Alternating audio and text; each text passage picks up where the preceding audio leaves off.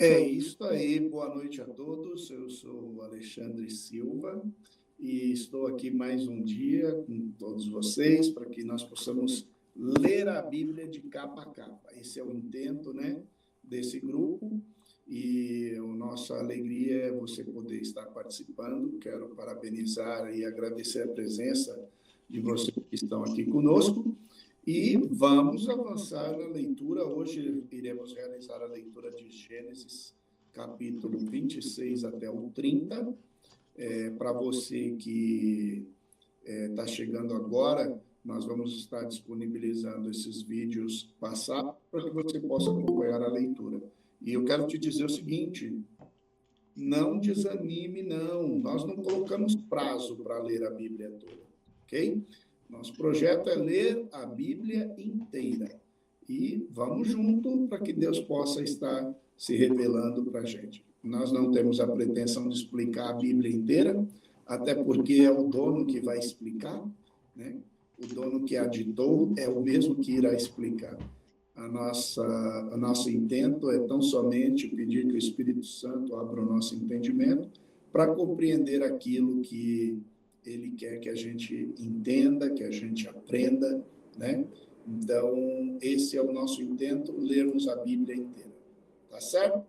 Hoje nós vamos estar fazendo a partir do capítulo 26 e vamos até o capítulo 30, tá bom? Vamos lá? Aí, a partir de agora, eu vou mudar aqui minha página, Cláudio, como sempre, você fica sendo os meus olhos aí, e eu vou seguindo aqui o roteiro meu de anotações, e você vai me dando essa informação aí de apoio, para que, se alguém quiser fazer alguma pergunta ou alguma coisa desse tipo, eles também tenham a possibilidade de estar fazendo essa participação, tá bom? Então, vamos lá. O capítulo 26, ele vai começar com Isaac na terra dos filisteus, né? Então, esse capítulo, ele começa desse jeito, com Isaac lá na terra dos filisteus, aonde ele vai começar a jornada dele, né? E aí o Isaac, ele, do verso 1 até o verso 17, nós vamos ver que Isaac vai cometer os mesmos erros do Abraão. Fica confortável, se tiver que mexer aqui, pode mexer. Ele vai cometer aqueles mesmos erros, sabe? Dizendo que a mulher dele é irmã dele, né?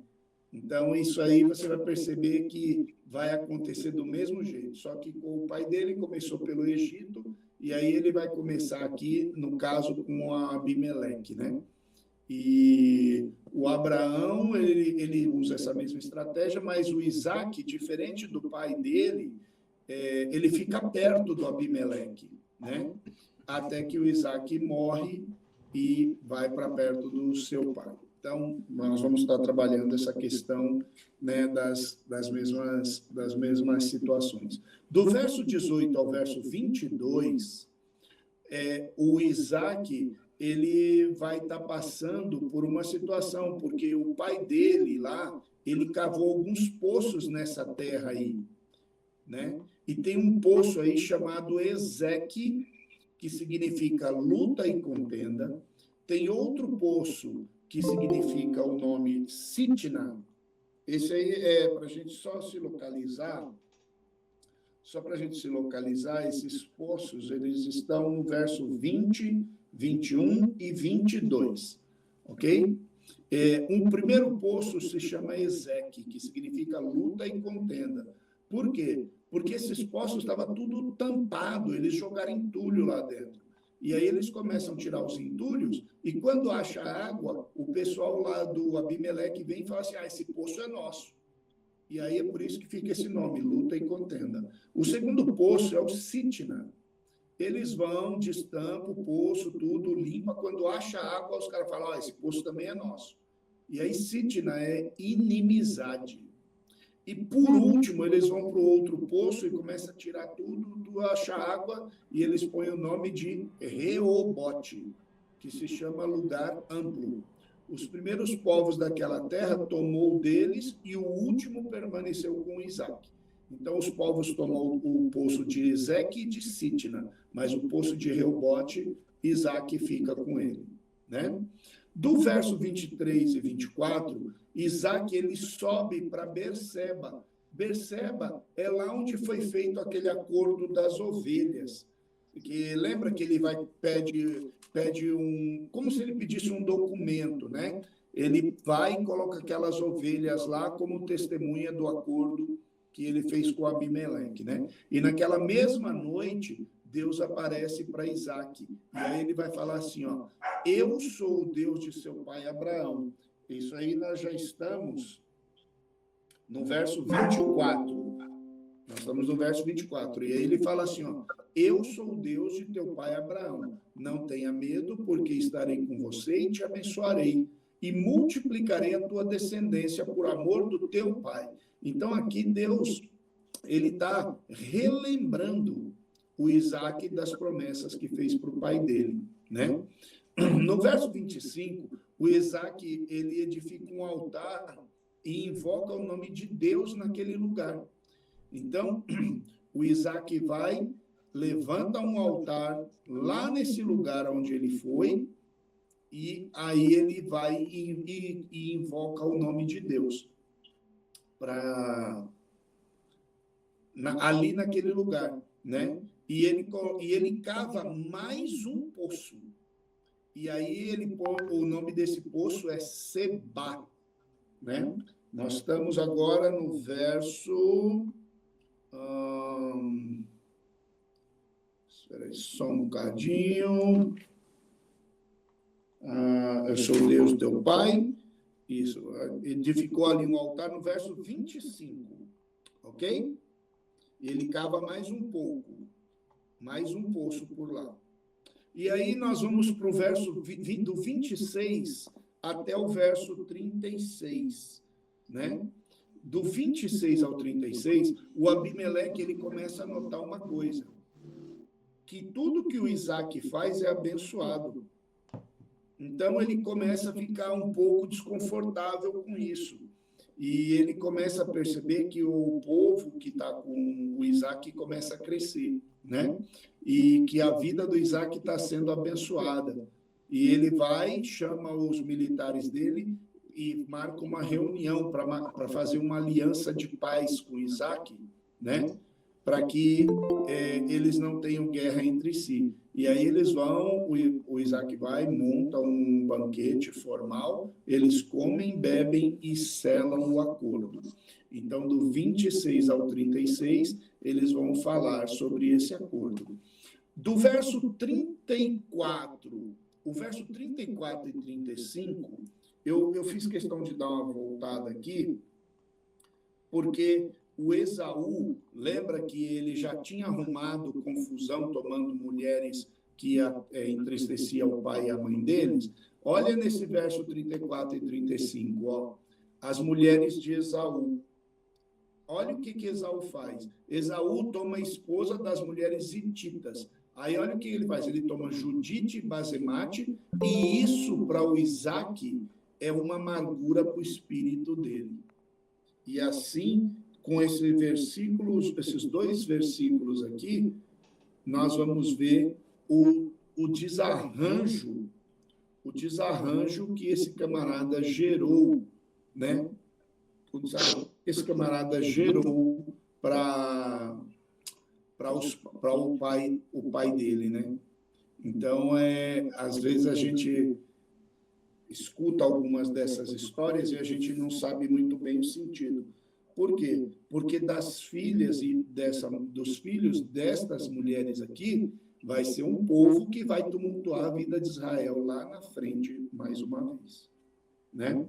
O capítulo 27, nós vamos começar esse capítulo 27, e você vai ver que nesse capítulo 27, Isaac... Cláudio, tem algum barulho aí que eu não sei o que é.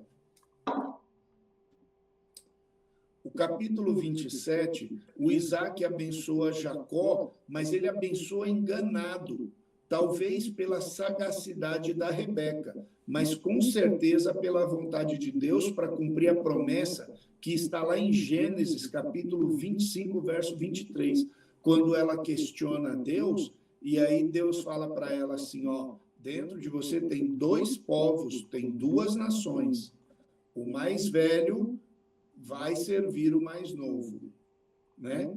Então, lembra que nós olhamos lá e nós vimos que o Isaac amava o Esaú, mas a mãe dele, a Rebeca, amava o Jacó.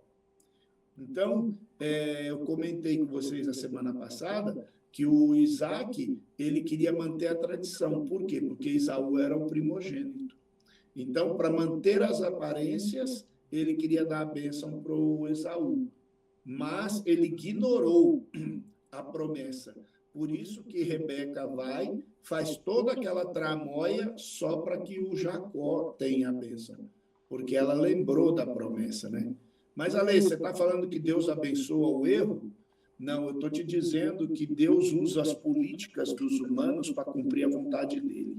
Ainda que o humano faça qualquer tipo de tramóia, Deus vai cumprir a vontade dele, porque ela é soberana. Ok? O verso 3 e 4, Cláudio, eu tô com aquelas minhas anotações, então eu estou só com a visão mínima aqui. Se tiver qualquer observação, você me informa, por favor, tá? Tá ok. Obrigado, amado. O verso 3 e o 4, ele é a preparação para abençoar Esaú antes de morrer. E aí ele quer burlar o sistema do Gênesis 25, 23. Talvez por não ser questionado pela comunidade em que vivia. Por quê? Porque se ele abençoa Esaú, as pessoas que moram perto da casa dele vão achar que está tudo certo. Mas se ele abençoa Jacó, todo mundo vai falar, mas o mais velho não é Esaú? Como que você vai lá e abençoa o Jacó? Né?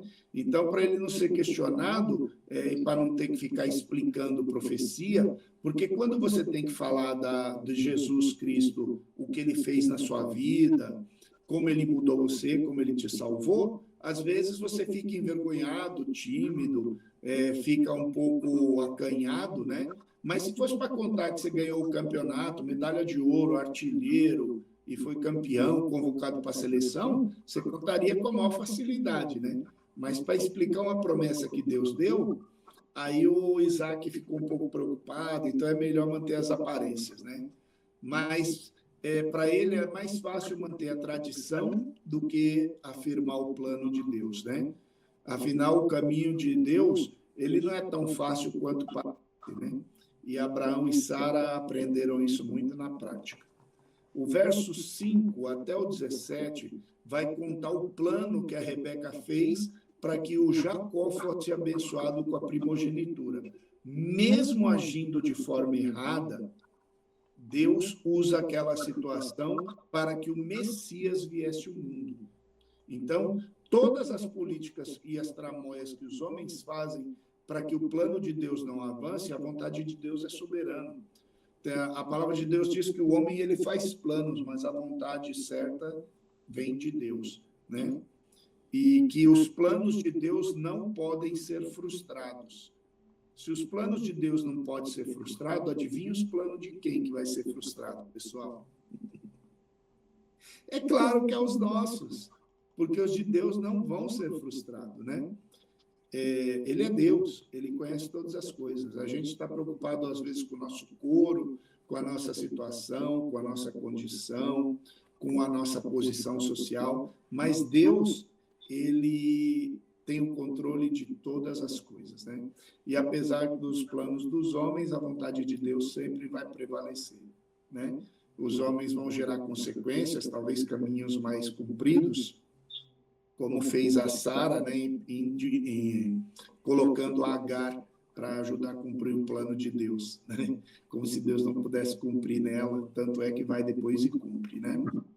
E aí o verso número 13 vai tratar da atenção, vai chamar a atenção para esse versículo, porque no futuro, ele será ampliado muito. Olha aqui, ó, como que a Rebeca falou, ó, sobre mim seja a tua maldição. Olha lá, ó, o versículo 13 do capítulo 17. ela faz todo aquele trambique lá, e aí o Jacó vira para ele, no verso 12, o Jacó fala assim: mas e se por acaso meu pai me apalpar e eu serei os seus olhos como um enganador? Assim eu terei sobre mim maldição e não bênção. Aí olha o que a Rebeca responde, ó. Meu filho, caia sobre mim a tua maldição. Caia sobre mim a tua maldição. Então, a Rebeca, ela está tomando uma atitude aqui, que lá na frente isso vai ser ampliado. Isso vai amplificar para ganhar uma potência muito maior. Mateus 27, 24 e 25. Eu não sei se o Cláudio consegue por aí. Mateus 27, 24 e 25. Então, olha aqui, ó, começa uma situação aqui, pequena e individualizada. É a Rebeca falando assim: ó, Jacó, vai, faz o que eu estou te falando, que tem uma promessa sobre sua vida. Não é porque você tem uma promessa sobre sua vida que você vai ficar lançando maldição para todo lado, né? E aí, no caso, ela chama para ela mesma essa maldição. Mas em Mateus, se você for observar, em Mateus vai estar tratando esse assunto de uma outra forma. Por quê? Em Mateus, o Filho de Deus, ele vai estar ali sendo crucificado, né? Ele vai estar sendo crucificado, e aí as pessoas vão chegar e vão... Aí, Cláudio, maravilha. 27, capítulo 27, verso 24 e 25. Capítulo 27, verso 24 e verso 25. Olha lá. Lá, no caso da Rebeca, ela chama a maldição que iria cair no Jacó para cair nela. E aqui, olha aqui no 24 e 25. Ó. Então, Pilatos, vendo que não aproveitava antes o tumulto crescia, tomando água, lavou as mãos diante da multidão e disse: eu estou inocente do sangue desse justo, considerai isso. E olha o que o povo respondeu. O povo respondeu, ó. E o povo todo respondeu e disse: seja o seu sangue e caia sobre nós e os nossos filhos. A maldição do sangue de Jesus, o inocente sendo morto na cruz, caia sobre nós e os nossos filhos. Por isso que às vezes um crente vira para você e fala assim: mas você tem que reconhecer que você é pecador. Aí você fala assim: mas eu não estava lá quando ele foi crucificado. Mas olha aqui o que os amaldiçoados fizeram. Se amaldiçoaram e amaldiçoaram todo mundo junto.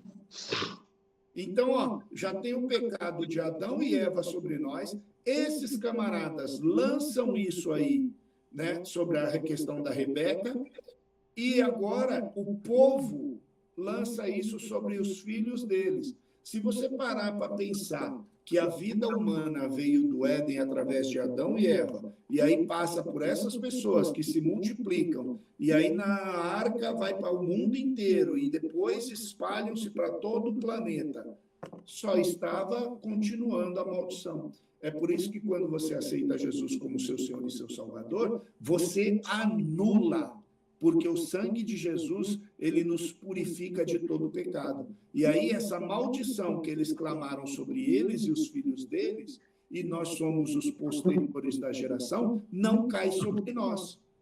É por isso que Êxodo capítulo 20, verso 5, quando fala lá da maldição de pais aos filhos até a terceira e quarta geração, as pessoas falam assim: agora vai amaldiçoar eu, porque eu sou até a terceira e quarta geração. É só ler o próximo versículo, amados. Mas tenho misericórdia para aqueles que me amam e se consertam comigo e me buscam até 1000 gerações. Então, fica tranquilo, fala para Jesus: Jesus, eu reconheço que eu sou um pecador, eu reconheço que eu sou miserável, às vezes a minha situação, as minhas dúvidas, as minhas lutas, as minhas guerras, as minhas mentiras. Senhor, me limpa, me purifica, me lava de todo esse mal e me recebe como teu servo, escreve o meu nome no teu livro. Pronto, meu irmão, é só isso. Às vezes eu estou falando, né, sobre o amor de Jesus, eu explico isso para a pessoa olha para mim e fala assim, mas é só isso? Eu falo, é só isso. Mas não tem que fazer nada, não tem que se purificar, não tem que fazer campanha. Não.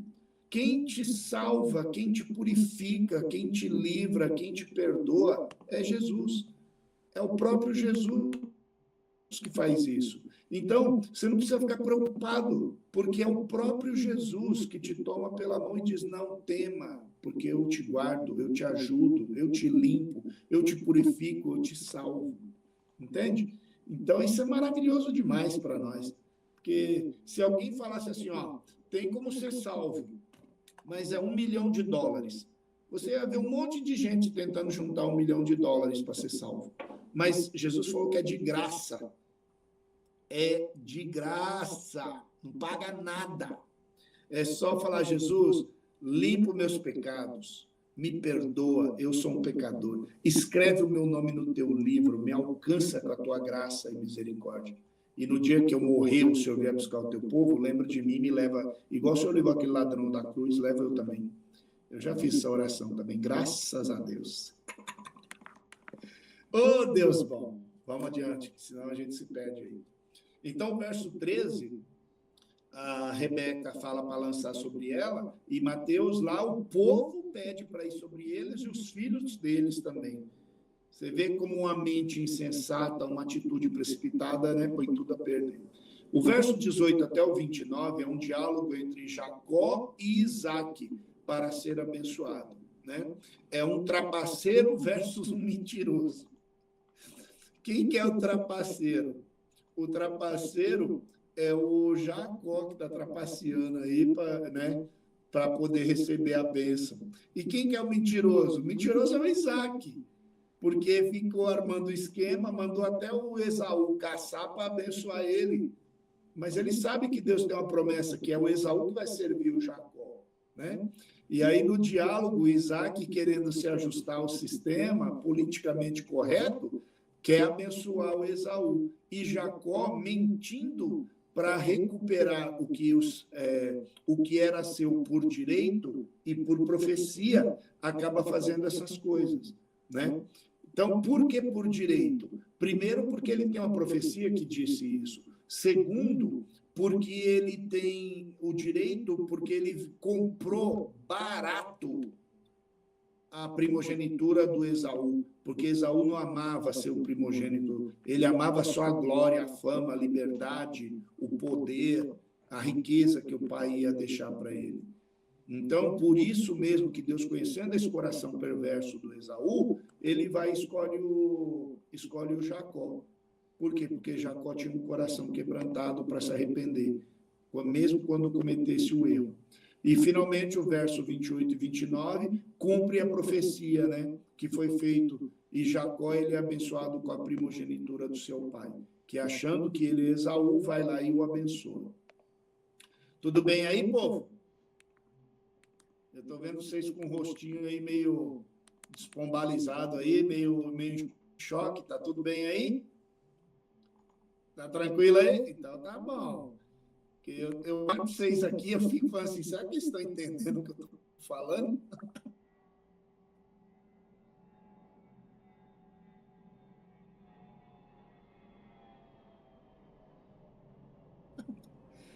Do verso 30 ao 40, o Esaú chega. E aí, quando o Esaú chega, ele descobre tudo o que aconteceu e aí ele vai pedir para o pai a bênção dele, né? Aí o Isaac vira para ele e fala assim, a sua bênção é servir seu irmão. Igual a profecia lá atrás falou. E quando você se libertar da sua ira e reconhecer o seu pecado, então você encontrará paz, né? Que é o verso 40. Esse verso 40 vai tratar dessa questão, que ele fala assim, e pela tua espada você vai viver e você vai servir teu irmão. E acontecerá, porém, que quando você se libertar, então sacudirás o seu jugo do teu pescoço. O que ele quis dizer quando você se libertar, quando você se libertar da sua raiva, do seu ódio, da sua angústia, sabe, de ter rejeitado a bênção que Deus deu, porque para a gente, irmãos, a gente não tem muita ideia do que é a primogenitura, mas um judeu sabe muito bem o que é isso, entende? Eu vou dar um exemplo aqui, mas eu acho que não chega nem perto. Eu acho que não chega muito perto. Negar a primogenitura seria mais ou menos assim. Imagina você com a sua mãe, né, lá na Praça da Sé, lotado de gente, no horário de pico, lá dentro do metrô, lotado. E aí, alguém chega e fala assim, ô, fulano de tal, tudo bem, tudo? Aí ele olha assim para você, aí fala assim, ó, rapaz, que bom te ver. Quem que é essa pessoa do seu lado? Aí ele olha para você e aí esse homem vira e fala assim, é uma conhecida, só que você é a mãe. Você é a mãe. Mas por você estar vestido de forma simples, ele fica com vergonha de falar que você é a mãe pela vestimenta que você está. Eu sei que é um exemplo simples e bobo, mas assim, imagina, na frente de todo aquele povo que ele nem conhece, nem sabe quem é, ele está com vergonha de uma pessoa que o abordou. E ao invés de falar, não, essa aqui é minha mãe, ele fala assim, é uma conhecida. Imagina a angústia dessa mãe dentro do coração. É mais ou menos isso que eu estou querendo falar para você. Só que aí, no caso dele, é muito pior, porque a primogenitura não é só um reconhecimento ou uma negação, mas é negar a própria bênção que Deus dá. Beleza? Verso 41 e 42, Esaú promete que vai matar o Jacó. Só vai esperar acabar o tempo do luto do pai dele, né? Isso me faz pensar no que Sara fez, né? Ela expulsou o Ismael, o filho da Agar, a outra mulher, só que agora a Rebeca tem que expulsar o seu próprio filho. Olha que doideira, hein? Seria isso uma coincidência? Ou Deus querendo ensinar coisas? Ou o que o homem plantar, isso também ele vai colher. Tudo aquilo que o homem plantar, ele vai colher. Aqui não se trata de nenhuma maldição hereditária, mas sim de obedecer e depender de Deus, sem tentar ficando arrumando jeitinho, pretexto, para cumprir a promessa que Deus fez na sua vida. Deus, ele é suficiente para fazer a promessa e para cumprir essa promessa através também até da sua palavra. Então, talvez quando a Sara expulsou o Ismael e a Agar, né, ela ficou satisfeita, porque agora ela ficou com Isaac. Só que agora ela tem que expulsar Isaac. Por quê? Porque senão o outro filho dela, o Esaú, vai matar o Jacó. Você vê? Então, tudo Deus tem em pleno controle. Verso 43 até o 46, a Rebeca aconselha para o Jacó fugir e ir morar com o irmão dela. Lembra que eu falei para você anotar, pôr um grifezinho lá, um marca-texto desse caboclo? Olha quem é aí, ó. É o Labão, o interesseiro. Lembra que quando o servo do Abraão vai buscar e dá a pulseira, colares para ela, ele fica querendo amarrar ela 10 dias lá para poder pegar o dinheiro? Olha aí, o ouro, olha, ela está mandando agora ele de volta para lá. Você vê que coisa? Olha como o mundo não dá a volta, o mundo capota, como diz, né, aqui no Brasil. Aí o capítulo 28, ele vai tratar a fuga do Jacó, né? Então, do verso 1 ao verso 4, o Jacó, do verso 1 ao verso 4, o Isaac, ele volta à razão e o bom senso. E aí ele manda chamar o Jacó, e aí ele reforça a bênção que ele deu sobre o Jacó. Ou seja, ele reconhece o que Deus falou enquanto a mulher dele estava grávida, né? E aí ele fala assim, ó, recebe essa bênção e vá para a casa de Betuel, o pai da tua mãe, e toma de lá uma esposa para você. Igualmente a Rebeca falou para ele no capítulo 27, lá atrás, versículo 43 e 44. Então, você está vendo? A pessoa começa a reconhecer os erros, e aí Deus vai reescrevendo a história. Do verso 6 ao 10, a rebelião de Esaú, através da sua ligação a Ismael, tomando em casamento a filha de Ismael, chamada Maalat. Então, ó, ele não estava satisfeito em ter pego, casado com as mulheres lá das filhas de Et. Agora ele vai, pega mais 2 mulheres aqui desse outro povo, e ainda, para contrariar mais ainda, para contrariar, porque no funeral do pai, vem Ismael também. Né? No funeral do pai de Isaac, vem Ismael também. E aí ele vai e ainda pega a Maalat, que é filha do Ismael.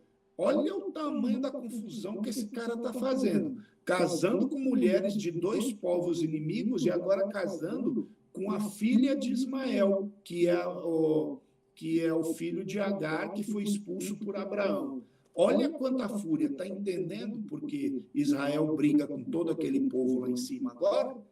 É gente cercando pelo norte, pelo sul, pelo mar, pela terra, pelo deserto. Olha, é esse povo aí.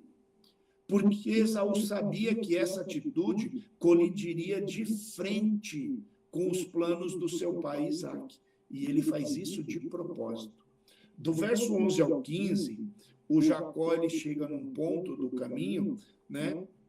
E aí ele tem uma visão, né, da escada de Betel. Então, do verso 11 ao 15, Jacó, durante a sua fuga, chega a um local e o sol vai se pondo e agora ele vai ter que dormir por ali mesmo, não tem como continuar. E nesse local ele tem um sonho. Ele sonha que tinha uma escada que saía da terra e tocava no céu. E ele via os anjos subindo e descendo e lá no topo estava o Senhor. E ele disse: eu sou o Senhor Deus de teu pai Abraão, o Deus de teu pai Isaac, o Deus de teu pai Isaac. Esta terra que você está deitado, eu vou te dar por descendência, para se cumprir as escrituras de Gênesis, capítulo 13, do verso 14 e o 15, né? Nessa ocasião da separação do Abraão e do Ló, né? Lembra quando Abraão se separa do Ló? Então, é esse lugar aqui. Deus está falando aí que vai dar para o caboclo essa terra aí. Tá vendo? Olha como que Deus faz as coisas certinho, independente dos homens. Tá vendo? Deus vai estar falando para ele, ó, lá atrás eu prometi para o teu pai. Quando ele prometeu para o pai dele, para o Abraão? Quando ele fala assim, ó, Ló, vai para um lado que eu vou para o outro. Aí o Ló vai para as Campinas e vai para Sodoma, né? Depois se rala. Enquanto Abraão vai para o outro lado e chega nos carvalhais de Mamre, né? O verso 16, o Jacó acorda e diz: na verdade, o Senhor está neste lugar. Do verso 17 ao verso 19, Jacó afirma que ali é a casa de Deus. Então, ele pega uma pedra que usou de travesseiro e ele derrama azeite sobre essa pedra e transforma ela numa coluna de memorial. Para a gente, isso é um pouco estranho, né? Por 2 coisas. Primeiro, que a gente não tem esse costume, né? Talvez, como brasileiros, quando você quer que uma pessoa lembre de você, você dá uma pulseira, um colar, um pingente, um anel, né? Mas Israel trabalhava nesse sentido. Mas, Ale, é uma pedra, e aí ele ainda derrama azeite. Então, se você parar para pensar, o azeite era mais precioso do que o ouro naquela época. Ou seja, ele está derramando ali uma grande riqueza. É uma oferta que ele está derramando para Deus. E aquela pedra, agora você vai perceber que ela vai virar um memorial e mais para frente ela vai virar até um templo, naquele lugar que será construído. Né? Olha que legal, né? Depois ele coloca o nome naquele lugar de Betel, que significa casa de Deus. Porém, o nome daquela cidade antes se chamava Luz. Olha que bacana, né? Se você for ver aí o verso 19, você vai perceber, né? O capítulo 28, verso 19, aquela cidade se chamava Luz. E o verso do 20 até o 23, Jacó faz um voto para Deus ali, ele pede socorro, ele pede provisão, ele pede sustento, porque ele está pedindo retorno para a casa do pai dele, né? Só que ele pede para que volte em paz. E se ele conseguir isso, ele fala que ele vai ser fiel em tudo perpetuamente. e aí aqui ele entra com um termo que depois vai se familiarizar, né? E também te darei o dízimo em tudo, além de fazer deste local a tua casa, tá vendo? Aqui ele vai estar fazendo um templo, vai ser construído um templo no futuro, ok? Não é pelo Isaac, tampouco pelo Jacó, tá bom? E esse negócio do dízimo, você lembra que Abraão lá, ele teve na guerra, e ele ganhou a guerra com 318 homens? Então, nessa ocasião aí, ele tinha direito a tudo aquilo que recuperou. Mas aí ele fala assim, não, eu não quero nada, porque eu não quero que ninguém diga que me enriqueceu. Quem vai me enriquecer é Deus. E aí a gente entra no capítulo 29. Eita, Deus bom, hoje eu estou bem no horário, hein? Tá tranquilo aí, povo brasileiro? Tá indo sossegado aí? Tá indo na paz aí? Aqui está um silêncio, eu estou até preocupado. Eu olho a carinha de vocês aqui, eu fico pensando assim, Santo Jesus, será que eles estão entendendo o que está sendo falado aqui? Ou eu estou pesando na deles aí? E aí, o povo brasileiro, está indo tranquilo aí? Estou confiando, hein? É que eu tô tentando manter esse vídeo de 1 hora, porque depois, se vocês forem assistir de novo, ou alguém for assistir, né, não fica tão pesado, tão longo, né? Tem horas que eu passo um pouquinho, tem horas que eu consigo, mas o objetivo é tentar manter em 1 hora, tá bom? Bem-vindos aí para o pessoal que chegou na posterior aí, e vocês usufruam também, e vocês possam aproveitar. Então, vamos lá, vamos continuar a nossa história aqui. O capítulo 29 vai ser a chegada, né, em Harã. Vocês lembram desse nome? Harã, Padã Harã. Lembra? É quando Abraão ele sai lá de Ur dos caldeus lá, e aí ele vem e para logo de cara em Padã Harã, e depois dá um rolezinho pelo Egito, volta. Olha aí o caminho de novo aí, ó. Agora quem está fazendo esse caminho é o Isaac. E aí ele chega em Harã, e olha quem que ele encontra. Encontra aí o Labão. Oh, meu Deus do céu. Dá até rima esse nome, né? Labão com sabão, né? Para não falar coisa... Do verso 9 ao verso 20, o Jacó, ele vê Raquel. Então, o Jacó, ele está chegando na região, né?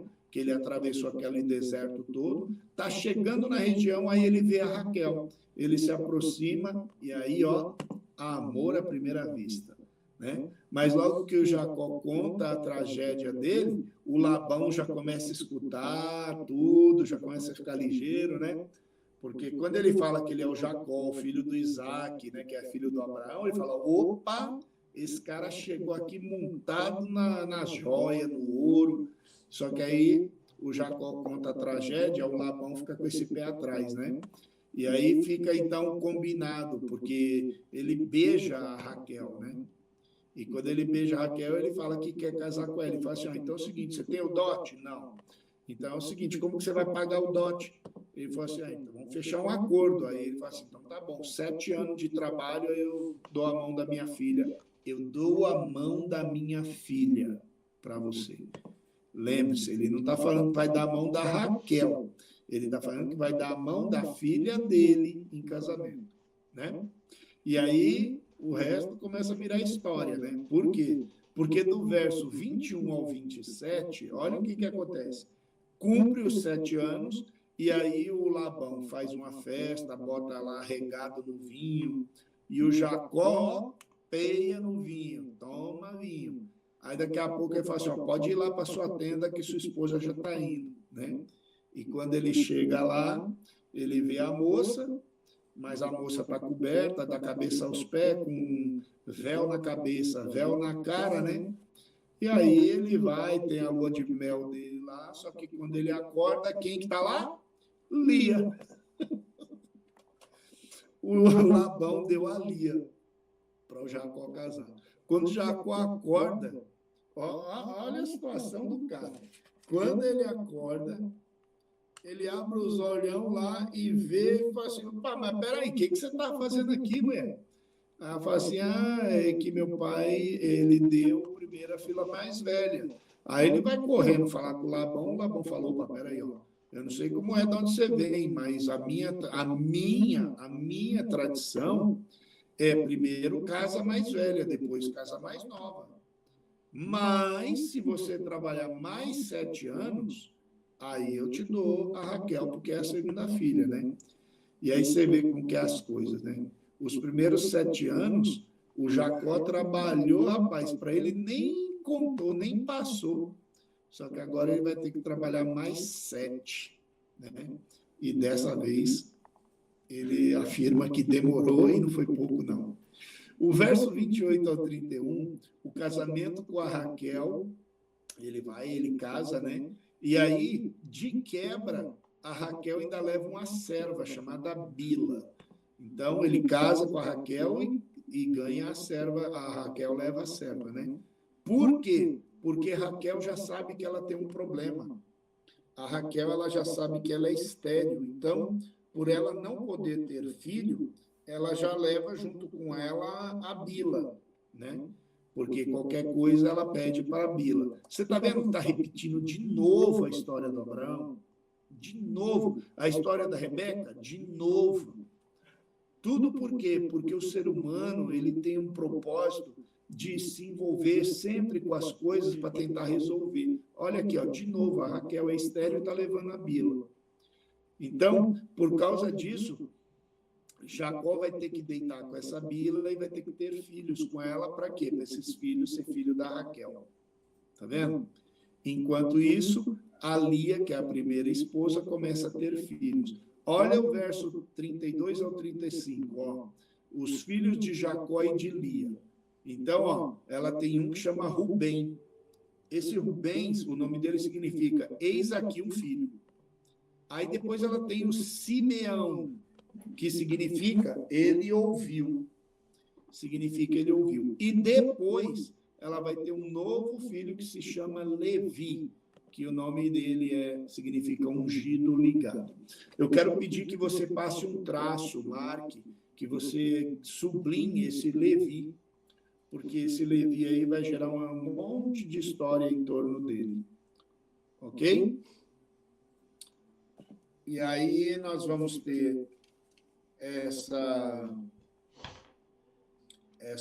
história do Levi com bastante anotações, que vai ser bem produtivo para a gente também, né? O verso 35 diz, isso mesmo, Levi, chamou Levi, eu falei o Levi, e o verso 35 diz, e concebeu outra vez e deu à luz a um filho, e desta vez o louvarei ao Senhor, por isso o chamou de Judá e cessou de dar à luz, né? Então, olha o nome desse camarada aqui, ó, louvado, ok? Olha lá, verso 35, capítulo 29, verso 35. E concebeu outra vez, obrigado, Claudinho, e concebeu outra vez, e deu à luz a um filho, dizendo, esta vez, ó, louvarei ao Senhor. Tá vendo? O nome dele é Judá, que é louvado e agradecido. Esse Judá, eu preciso também que você grife e sublinhe o nome dele. Eu preciso que vocês sublinhem e grifem o nome desse Judá. Porque, ó, tudo que vai envolver o Messias está diretamente conectado a esse jovem chamado Judá. Você vai ver que ele vai ser um trapalhão, que ele vai fazer umas coisas meio errado. Você vai ver que ele vai ser injusto com a nora dele, e que a nora dele vai aplicar um golpe nele para poder praticar a justiça que foi negada. E você vai ver que tudo isso vai culminar no Messias. É por isso que Jesus é chamado de o leão da tribo de Judá. Tá vendo esse nome que o Cláudio sublinhou aí, ó, tá marcadinho? Eu preciso que você marque também aí na sua Bíblia. Porque tudo que vai acontecer é em torno desse camaradinho aí. Você vai ver que a história vai girar muito em torno desse camaradinho. Ok? Ó, glória a Deus, ó, chegamos no 30 e ainda tem 8 minutos. Oh, Deus bom. Olha, Diga lá, quem é? É a é Bia? a Bia. Isso. Ó, essa voz aí não tem como eu não reconhecer. Tudo bem? Tudo show. Então, eu queria perguntar. O Labão fez isso, né, com... Ai, me fugiu o nome agora. O Jacó? Com Jacó, isso. Hum. Aí, não aconteceu nada, tipo assim, ele enganou Jacó e ficou por isso mesmo? Na verdade, não. Nós vamos ver mais para frente, né, no próximo encontro, que ele, toda vez que ele tenta surrupiar o Jacó, Deus arruma um jeito de abençoar mais o Jacó. Ele mudou o salário do Jacó mais de 5 ou 7 vezes, porque cada vez que ele tenta trapacear o Jacó, Deus vai e abençoa o Jacó cada vez mais. Entendi. Até que tem uma hora que o Jacó fala assim, ó, Jacó passa na cara dele, Jacó joga na cara dele, ele fala assim, ó, eu tenho que ir embora, porque apesar de ter te enriquecido muito, eu sou muito mais vezes rico que você, e se eu ficar perto de você, eu vou engolir você. Então eu tenho que sair de perto. Aí ele não quer que o Jacó saia. E aí o Jacó fala assim, ó, eu vou cuidar do que é teu, longe do que é meu. E aí ele vai mudar de novo o salário, porque ele fala assim, ó, vou te dar um salário, porque Jacó já trabalhou quase 20 anos, 20 e poucos anos para esse cara. E ele continua querendo surrupiar, e aí ele vai ver que não tem como. Aí o Jacó foge, ele vai atrás, e aí o Jacó fala, ó, é melhor você deixar eu ir em paz, né? E aí eles fazem um pacto lá, e ele vai embora, e o Jacó vai pro lado dele. Entendeu? Entendi. Tá, é porque eu falei assim, nossa, ele ficou com a Lia, depois ele vai ficar com a Raquel, né? Tudo bem. Mas eu fiquei pensando, ele ficou com a Lia e, tipo assim, Deus abençoou, ele teve os filhos lá e, tipo, não aconteceu nada. Era isso que eu tava pensando. Mas você vai ver, vai gerar uma confusão aqui, que depois esse próprio Labão e companhia aí, eles mesmos vão ser engolidos pelo problema que eles vão causar, né? Entendi. Não vai ter jeito, porque o homem vai tentar surrupiar de todo jeito, mas Deus ele está no controle total, né, da cena, então não tem como o homem escapar. Né? Entendi. Beleza. Gênesis capítulo 30, né? O verso 1 e o 2 fala da inveja que a Raquel teve da Lia, né? E a cobrança de Raquel sobre Jacó para que ela tivesse filho. Ela cobra Jacó tão forte, tão pesado, que Jacó fala assim, ei, quem está te impedindo é Deus, não sou eu, não. Eu tenho me deitado com você, mas o Deus fechou teu ventre, né?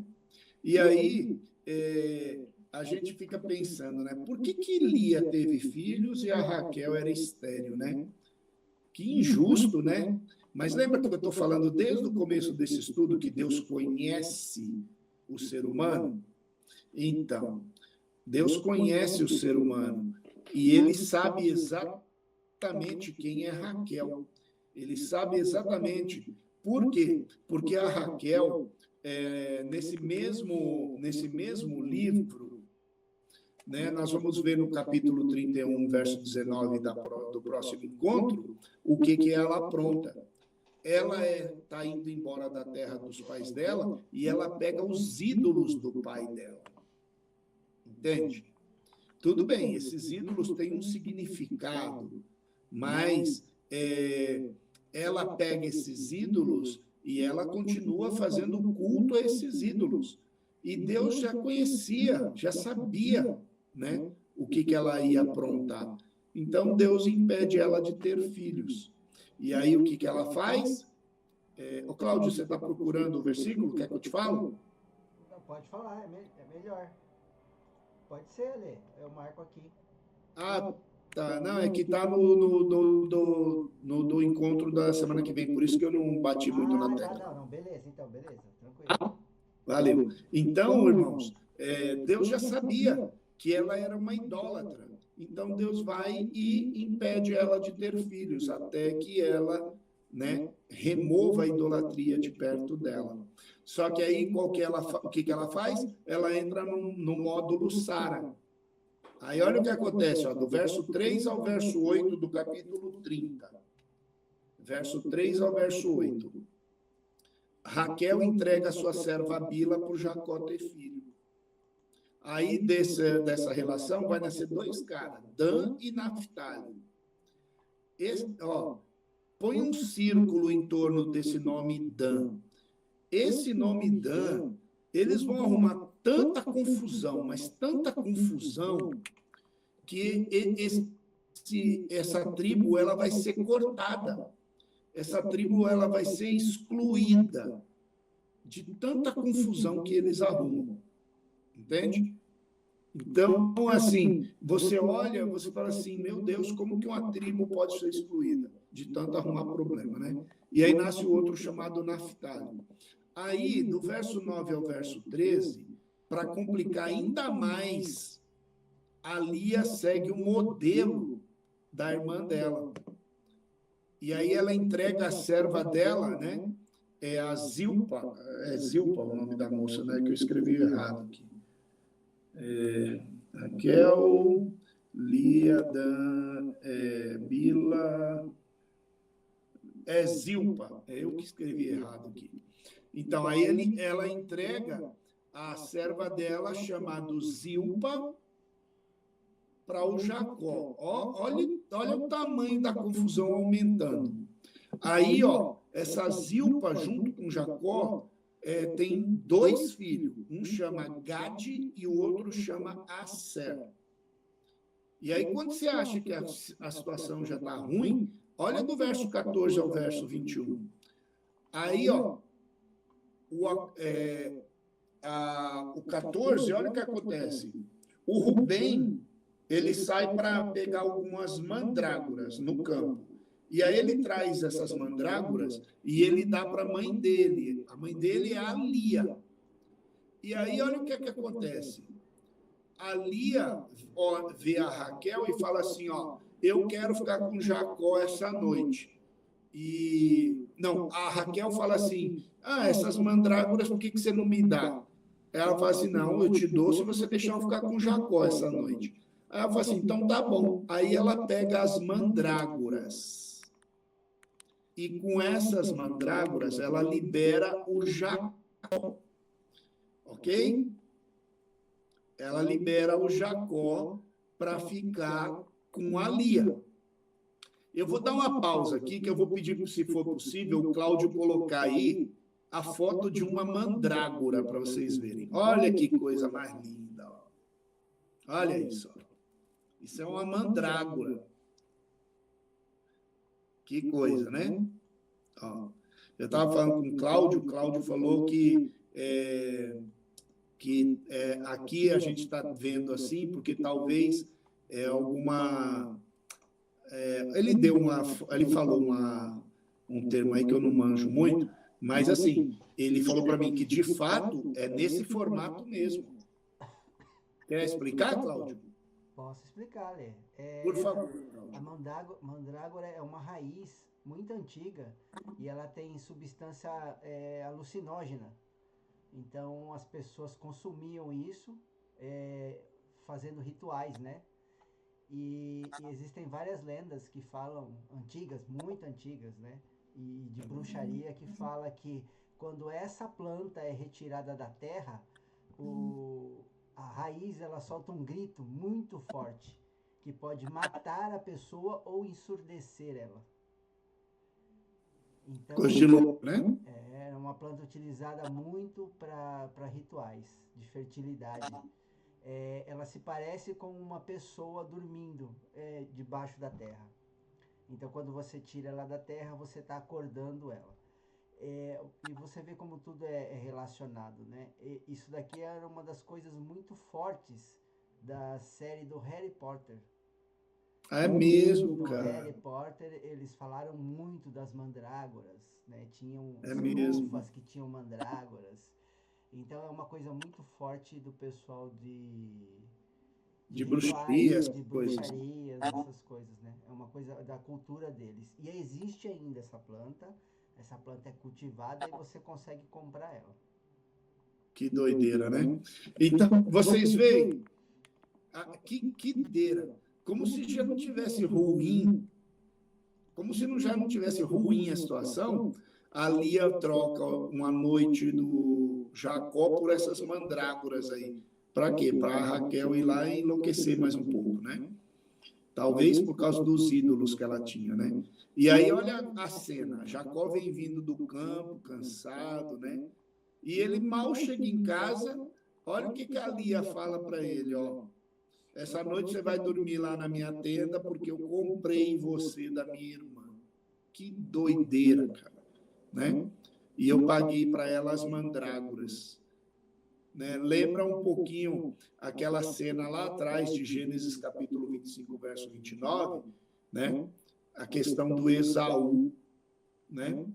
Questão do Esaú. Então a gente fica olhando assim, a gente fala assim, meu Deus do céu, os camaradas se atrapalhando tudinho, porque ó, no 25, 29, olha a cena que está acontecendo, ó. Jacó prepara o cozido e Esaú veio do campo e estava cansado.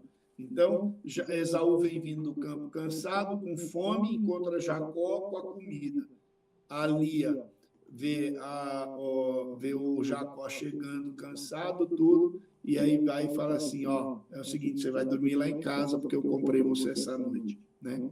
E aí o Jacó entra, Lia vai e entrega a serva dele para o Jacó, e aí vai e nasce o outro camaradinha, chamado Issacar. Complicado, né? E aí as coisas vão complicando, né? E aí, de novo, a Lia deita com Jacó e nasce mais dois.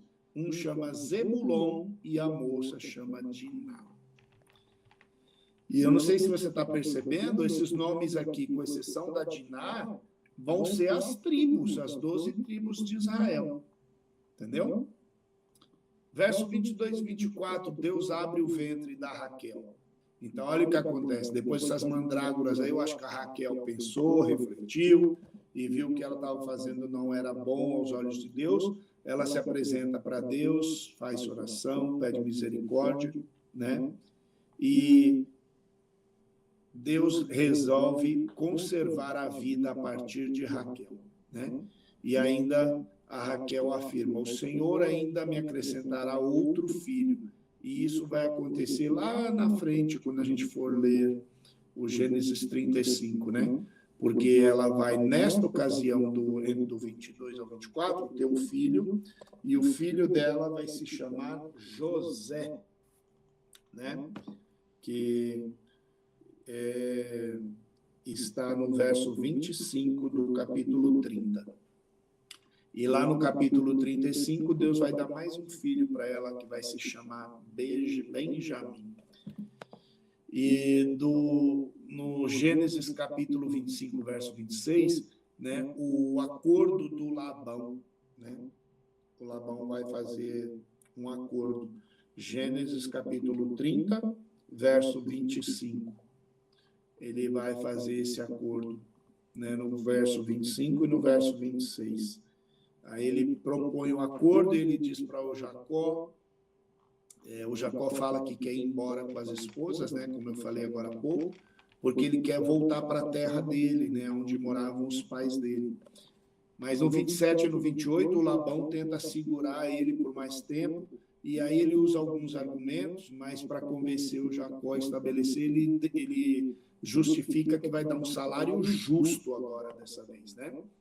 Mas aí o verso 29 e o 30, o Jacó fala para ele algumas verdades muito boas, né? Entre elas aquela que ele está rico, mas por causa do próprio Jacó, mas as riquezas do Jacó já são muito maiores que a dele. Então ele finge de surdo, enche a boca de água, né, para não responder, porque se ele responde aí que o Jacó vai embora mesmo, né? No verso 31 ao 34, eles chegam num acordo comum, né? E referente ao salário do Jacó, é os animais que são malhados e animais negros, né? Os animais negros. Então, todo animal que for malhado e preto, pertence ao Jacó, né? Aí no verso 35, o Jacó separa os animais e entrega na mão dos filhos do Labão e fala para eles, pode ir embora. 3 dias que eles estão na frente dele com esses rebanhos, que pertence ao Jacó, agora o Jacó pega e vai cuidar do rebanho do Labão, né? E aí o Jacó começa a exercitar a fé dele. Isso aí vai ser legal, porque quanto mais você lê, mais você vai perceber que o Labão muda o salário porque ele acha que está nascendo muito malhado. Aí ele quer ficar com os malhados. Aí os manchados ficam para o Labão, e aí os sem mancha fica para o Jacó. Aí começa a nascer só sem mancha. Aí ele fala assim, não, então eu vou querer os sem mancha. Aí o Jacó fica com os malhados, começa a nascer só malhado, né? Aí ele fala, não, então os malhados e os sem mancha é meu, aí começa a nascer só preto. Então, cada vez que o Labão tenta trapacear, a situação vai ficando cada vez pior. Por quê? Porque Deus vai dando estratégias, né, que você vai ver no verso 37, né? O Jacó, ele põe essas varas, ele tira a casca, aí depois ele faz como se fosse como se fosse uma gradezinha, né? Para que ele olhe e ele veja a sombra refletir sobre os bichos, né? E aí o que acontece? Conforme ele vai tendo essa visão, o verso 36 diz assim: e por 3 dias a caminho, pôs entre si para apacentar os restantes dos animais, né? E quando ele faz isso, esse negócio de visualização dos animais, os animais que vão cruzar é só aqueles que o Jacó separa. Então, ou seja, não adianta o Labão fazer trapaça, Deus sempre vai mostrar para o Jacó a estratégia certa, né? E aí a gente chega ao final aqui, o verso 37 até o 43, que Jacó utiliza esse método estranho para a gente, né? Além do seu conhecimento típico, porque lembra que lá no começo o Esaú é caçador, mas ele cuida da criação, né? Então ele usa a experiência dele, o conhecimento dele e o poder de Deus através da visão que ele tem, que ele começa a multiplicar esses animais.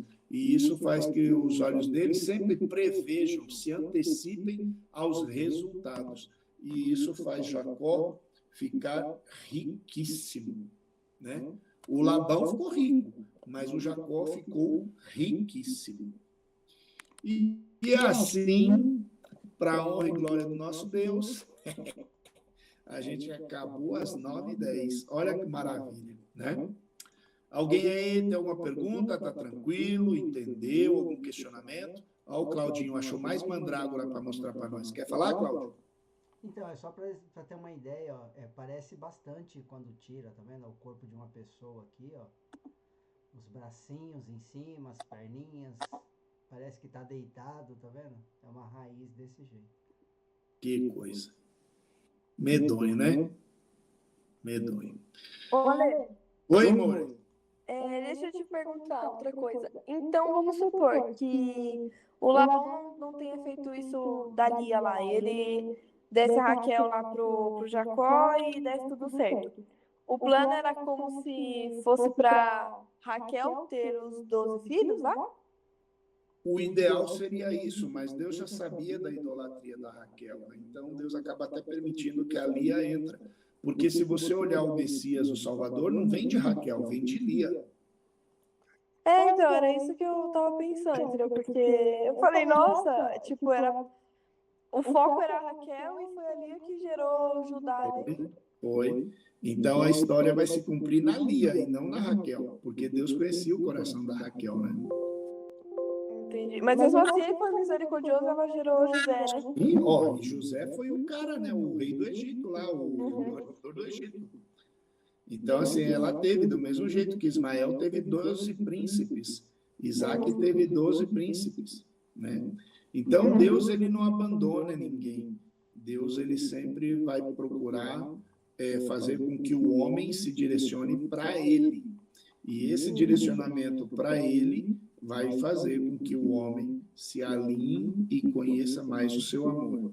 Quanto mais próximo do coração de Deus o homem chega, mais ele experimenta o amor de Deus na sua vida. Entendi. Tranquilo, Neto? Ó, sua isso, Luiz. Luiz, que bom que vocês estão aí. Ali deve ser a TM, Lucas, obrigado, Lucas. Luana, Deus abençoe, a Ana também. E aí, Maria? Tudo na paz? A Maria do Canadá aí, ó. Tudo na paz? Tudo bem, graças a Deus. Doeu muito hoje, Maria? Não, foi fantástico, como sempre. As duas Marias estão juntas, uma Maria aqui do Brasil e uma italiana que está no Canadá. Uma bênção essa Maria do Canadá na minha vida, viu, gente? Louva a Deus, foi uma bênção. Ela cuida tanto da Neuza e dessa Spring aqui. Deus mesmo. Uma bênção. Obrigado por todo o suporte. Que Deus te abençoe, né? E obrigado, Su, obrigado, Cláudio. O Xandão estava por aí hoje, talvez ele até me mandou alguma coisa, mas eu ainda estou fraquinho, Xandão, em tecnologia, me perdoa. Né? Bianca, manda um beijo pro Luan, que dê tudo certo aí, Luana, que Deus te abençoe, né? A Ana também. E, Cláudio, obrigado por ajudar a fazer isso funcionar, porque vocês sabem que eu não tenho condições de fazer isso, né? Louva a Deus que o Alezinho me dá umas help aqui, me dá umas ajudas e eu acabo conseguindo fazer alguma coisinha. Tieme, que Deus abençoe toda a sua casa aí também. Maria das Graças, que Deus abençoe você. Amém, amém. Vocês também. Amanhã eu estou com o velho Tiago aí, fazendo estudo. Que Deus abençoe. Hoje foi o Netão. Hoje eu e o Netão, Maria da Itália. Hoje eu e o Netão foi punk a coisa, hein? Mas graças a Deus foi bênção. Eu vi, pastor, estava fechado por quantas horas. Deu uns nó na cabeça dele, mas louvado seja Deus, que o Espírito Santo que é que ensina, né? Sim. Aleluia. Amém.